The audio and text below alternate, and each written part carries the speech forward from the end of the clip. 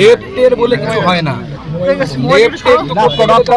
German ভাষায় কথা বলতে হবে বা চে গুভেরার ভাষায় কথা বলতে হবে, পর্তুগিজ সম্ভবত, আমার ঠিক জানা নেই, তো মনে হয় ওই দুই ভাষাতে কথা লেফটের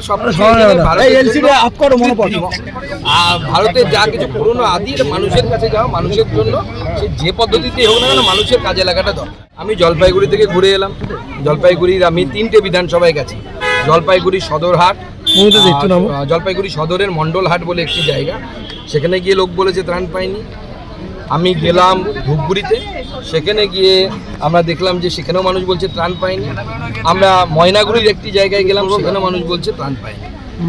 যাচ্ছে এমনকি আমি এই ময়নাগুড়িতে শিবিরটাতে গেছিলাম, সেখানে যে শিবির আছে রাজ্য সরকার জানে এ পর্যন্ত, সেখানে খাওয়া দাওয়ার ব্যবস্থা করেছে বিজেপির কর্মীরা, জল, বাচ্চাদের দুধ। এটি রাজনৈতিক দলের ক্ষমতা তো সীমিত, রাজ্য সরকার নিচে নেমে কাজ করা উচিত। এবং সব থেকে বড় কথা, প্রতি বছর SDRF ফান্ড যে আসে, কেন্দ্র সরকার প্রায় এই 5 বছরে অর্থাৎ 2022 থেকে 2026 পর্যন্ত 5 বছর প্রায় 5,000 কোটি টাকা তার অংশ দিয়েছে।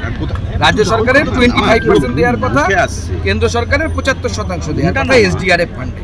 তো আমি রাজ্য সরকারের ফান্ডটা ছেড়ে দিলাম, কেন্দ্র যে 5,000 কোটি টাকা পাঠিয়েছে প্রায়, সেই 5,000 কোটি টাকাটা কোথায় খরচ হলো এই 5 বছর, সেটা তো রাজ্যবাসীকে জানানো দরকার। বাংলা খবর, আপনার রাজনীতি, আপনার আওয়াজ।